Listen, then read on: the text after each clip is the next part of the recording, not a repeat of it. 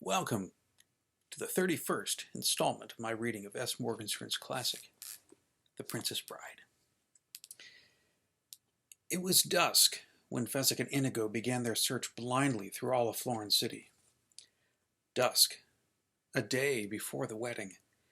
Count Rugen was about to begin his nightly experiments at that dusk, gathering up his notebooks from his room, filled with all his jottings.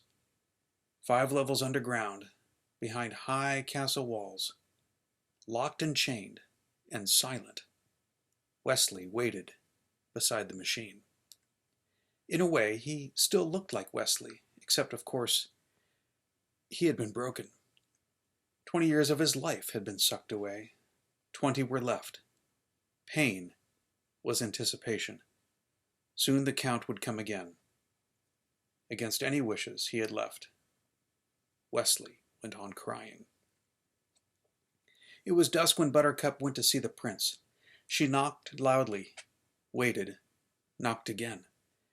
She could hear him shouting inside, and if it had not been so important, she would never have knocked the 3rd time. But she did, and the door was yanked open, and the look of anger on his face immediately changed to the sweetest smile. "Beloved," he said, "come in. A moment more is all I need." And he turned back to Yellen. "Look at her, Yellen, my bride-to-be. Has any man ever been so blessed?" Yellen shook his head. "Am I wrong, do you think, to go to any lengths, then, to protect her?" Yellen shook his head again. The prince was driving him crazy with his stories of the Gilder infiltration. Yellen had every spy he'd ever used working night and day, and not one of them had come up with anything about Gilder. And yet the prince insisted. Inwardly, Yellen sighed. It was beyond him. He was simply an enforcer, not a prince. In fact, the only remotely disturbing news he'd heard since he'd closed the thieves' quarter that morning was within the hour, when someone told him of a rumor that the ship of the dread pirate Roberts had perhaps been seen sailing all the way into Florin Channel itself.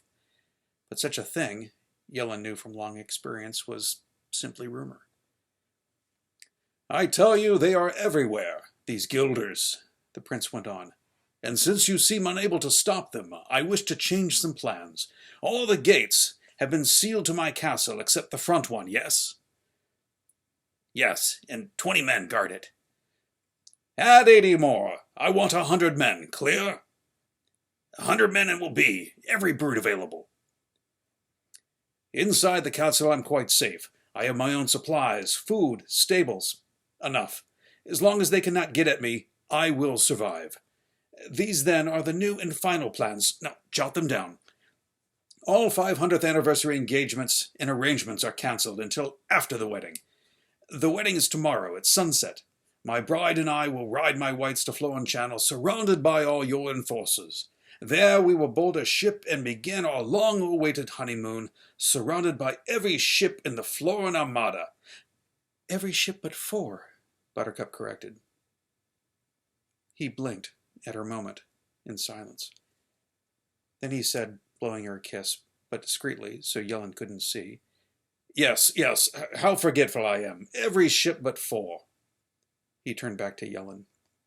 But in his blink, in that following silence, Buttercup had seen it all. "Those ships will stay with us until I deem it safe to release them. Of course, Gilder could attack then, but that is a chance we must risk. Let me think if there's anything else." The prince loved giving orders, especially the kind he knew would never need carrying out. Also, Yellen was a slow jotter, and that only added to the fun. "Excused," the prince said finally, and with a bow, Yellen was gone. "The 4 ships were never sent," Buttercup said when they were alone. "Don't bother lying to me any more." "Whatever was done for your own good, sweet pudding." "Somehow, I do not think so," she said. "You're nervous, I'm nervous. We're getting married tomorrow. We've got a right to be." "You couldn't be more wrong, you know. I'm very calm." And in truth, she did seem that way. "It doesn't matter whether you sent the ships or not. Wesley will come for me. There is a God, I know that. And there is love, I know that too. So Wesley will save me." You're a silly girl. Now go to your room. Yes, I am a silly girl, and yes, again, I will go to my room. And you are a coward with a heart filled with nothing but fear. The prince had to laugh. The greatest hunter in the world, and you say I'm a coward? I do. I do indeed. I'm getting much smarter as I age. I say you are a coward, and you are. I think you hunt only to reassure yourself that you are not what you really are, the weakest thing to ever walk the earth. He will come for me, and then we will be gone, and you will be helpless for all your hunting, because Wesley and I are joined by the bond of love, and you cannot track that, not with 1,000 bloodhounds, and you cannot break it, not with 1,000 swords.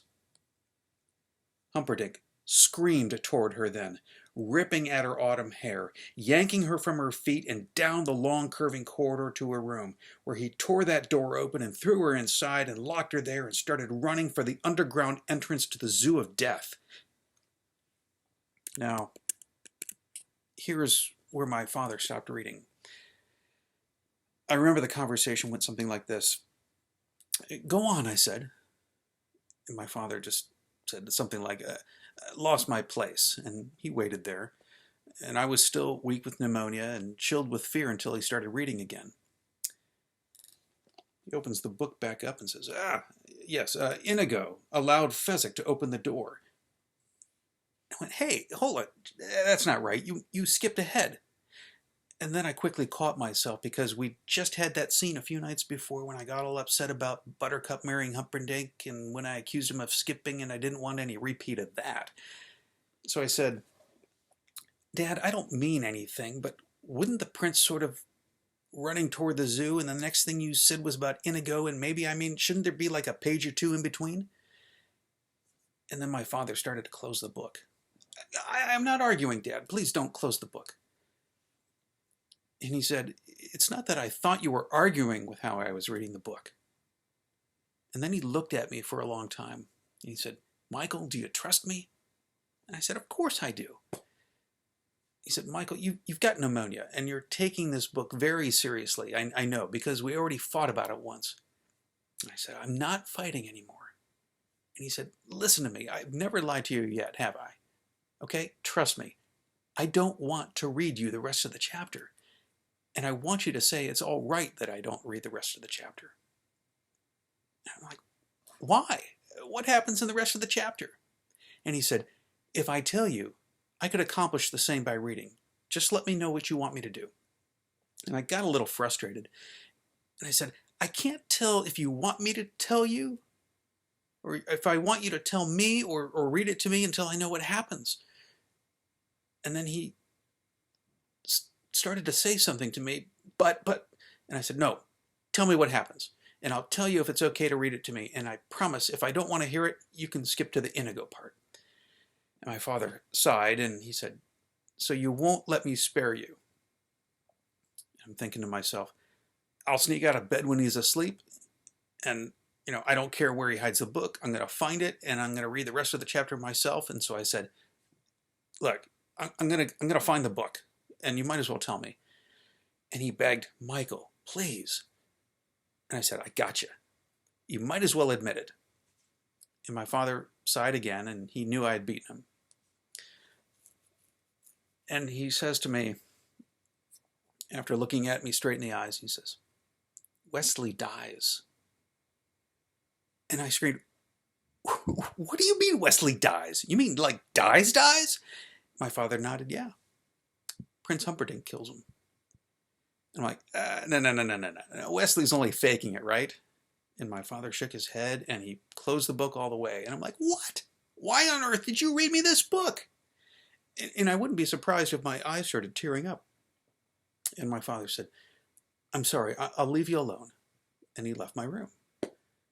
But he stopped in the hall when I called out, well, who kills Prince Humperdinck? At the end, somebody's got to get him. Is it Fezzik? Inigo? Who? And my father said, nobody kills him. Humperdinck lives. I'm like, you mean he wins? Now I'm really mad you read this book to me. And I could almost feel the walls of my heart cracking open. And I guess the amazing thing about heartbreak is that when you're in it, You think it'll go on forever, but it never really lasts half of what you think. Not in terms of real time, anyway. In terms of emotion, though, it's always worse than you think. But when my father came back, it couldn't have been more than an hour later. So he said, shall I continue reading tonight or not? I told him, go for it. Eyes dry, no catch in my throat, nothing. I said, you may fire when you are ready, Gridley.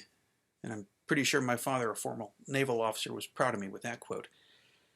And he asked me, with the Inigo part? And I said, no. Let's hear the murder. And I knew then that I wasn't going to freak out again. Like buttercups, my heart was now a secret garden. And the walls were very high. So, if you're ready to hear Wesley die, then let's get to it.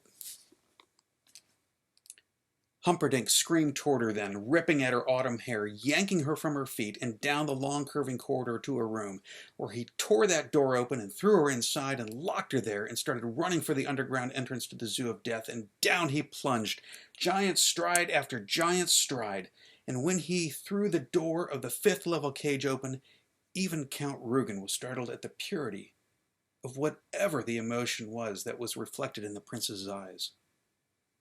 The prince moved to Wesley. She loves you, the prince cried. She loves you still, and you love her, so think of that. Think of this, too. In all the world, you might have been happy, genuinely happy.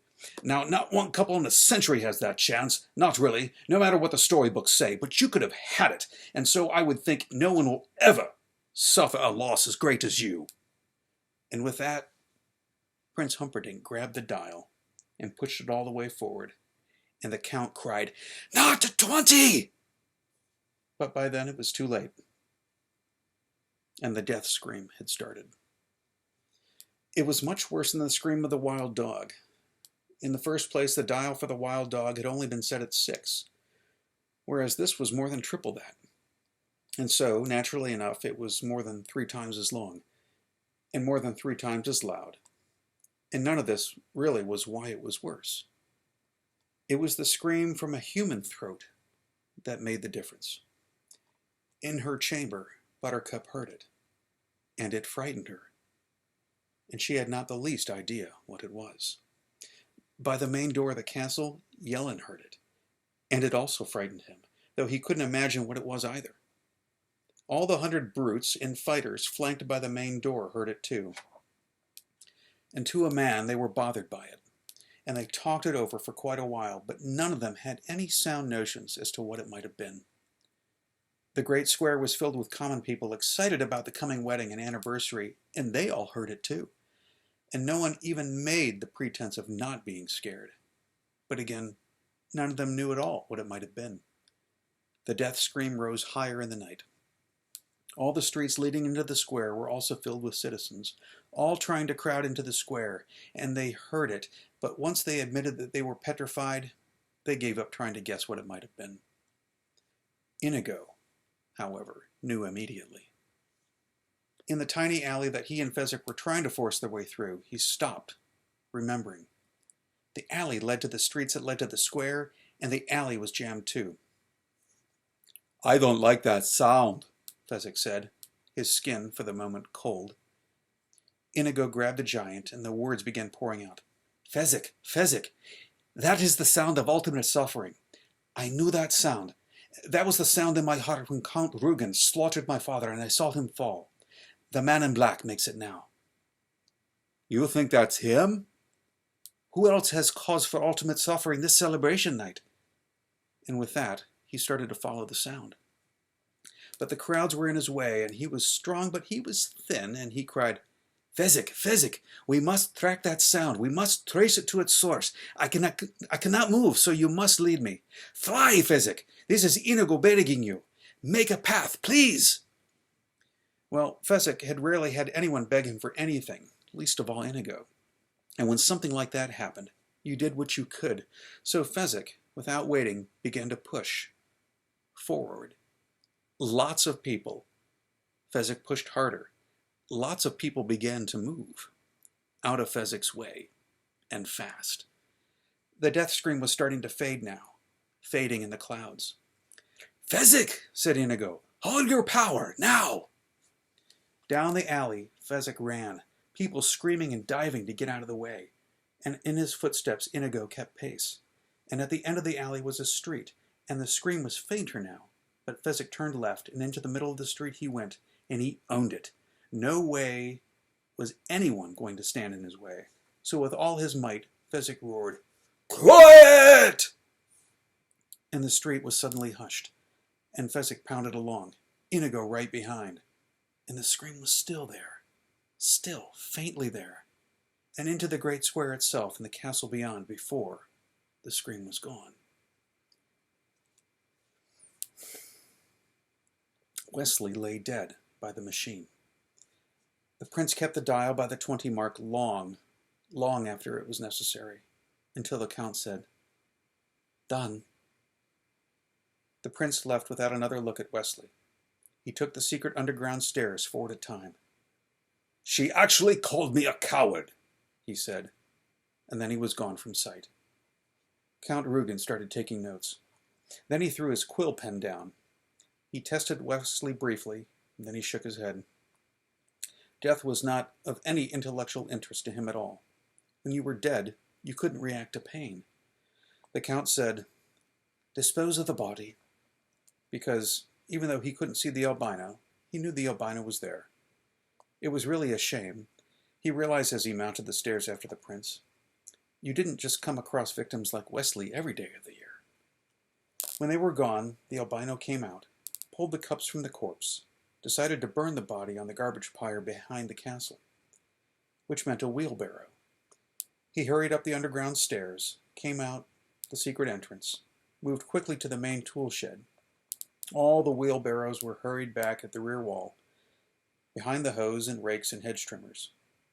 The albino made a hissing sound of displeasure and began to pick his way past all the other equipment. This kind of thing always seemed to happen to him when he was in a hurry. The albino hissed again. Extra work, all the time. Wouldn't you just know it? He finally got the barrow out and was just passing the false and deadly supposed main entrance to the zoo when... "I'm having a devil's own trouble tracking that scream," was spoken to him, and the albino whirled to find there, in the castle grounds, a blade-thin stranger with a sword in his hand. The sword suddenly flicked its way to the albino's throat. "Where is the man in black?" the swordsman said then. He had a giant scar slanting down each cheek, and seemed like no one to trifle with. Whispered, "I know no man in black." "Did the scream come from that place?" The fellow indicated the main entrance.